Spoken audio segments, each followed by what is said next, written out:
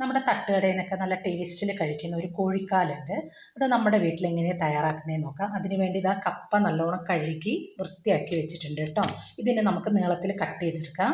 നീളത്തിൽ കട്ട് ചെയ്തെടുത്തിട്ടുണ്ട്. ഇതിലേക്ക് എന്തൊക്കെയാണ് ചേരുവകൾ നോക്കാം കേട്ടോ. ഇതിലേക്ക് ചേർക്കാനായിട്ട് ഒരു 3 പച്ചമുളക്, ഒരു 3-4 വെളുത്തുള്ളി, കരിവേപ്പില, മുളക് പൊടി, മഞ്ഞൾപ്പൊടി, ഉപ്പ്, ഗരം മസാല, കുറച്ച് കടലമാവിൻ്റെ പൊടി, കുറച്ച് പത്തിരിപ്പൊടിയും കൂടി എടുത്തിട്ടുണ്ട്. ഇതിനെ നമുക്കൊന്ന് മിക്സ് ആക്കി എടുക്കാം.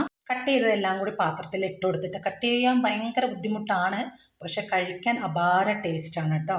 നമുക്കിതിലേക്ക് ഇഞ്ചി, വെളുത്തുള്ളി, പച്ചമുളക്, പിന്നെ പൊടികളൊക്കെ ചേർത്ത് കൊടുക്കാം കേട്ടോ. നമുക്കെല്ലാം കൂടി നല്ലോണം കൈ കൊണ്ട് നല്ലോണം മിക്സ് ആക്കി കൊടുക്കാം. എണ്ണ നല്ലോണം ചൂടായിട്ടുണ്ട് കേട്ടോ. നമുക്കിത് ഇങ്ങനെ ഒന്ന് പ്രസ് ചെയ്ത് കൊടുത്താൽ മതിയേ. നമുക്കിത് എണ്ണയിലേക്ക് ഇട്ട് കൊടുക്കാം.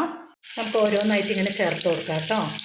എല്ലാം ഇട്ട് കൊടുത്തിട്ടുണ്ട്. ഇനി നല്ലോണം ഒന്ന് മുരിഞ്ഞ് വരട്ടെ. ഇനി ഇത് നമ്മുടെ അടിപൊളി ടേസ്റ്റുള്ള ചിക്കൻ വറുത്തത് റെഡി ആയിട്ടുണ്ട് കേട്ടോ. നല്ല ചൂട് കട്ടൻ ചായയുടെ കൂടെ കഴിക്കാൻ നല്ല ടേസ്റ്റാണ്.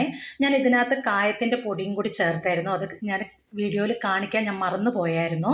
നിങ്ങൾക്ക് ഇത് ഇഷ്ടപ്പെട്ടിട്ടുണ്ടെങ്കിൽ ഒന്ന് സബ്സ്ക്രൈബ് ചെയ്യണം, ലൈക്ക് ചെയ്യണം, ഷെയർ ചെയ്യണം. ഈ ഉണ്ടാക്കിയത് ഇഷ്ടപ്പെട്ടിട്ടുണ്ടെങ്കിൽ ഒന്ന് കമൻറ്റ് ചെയ്തേക്കണം കേട്ടോ.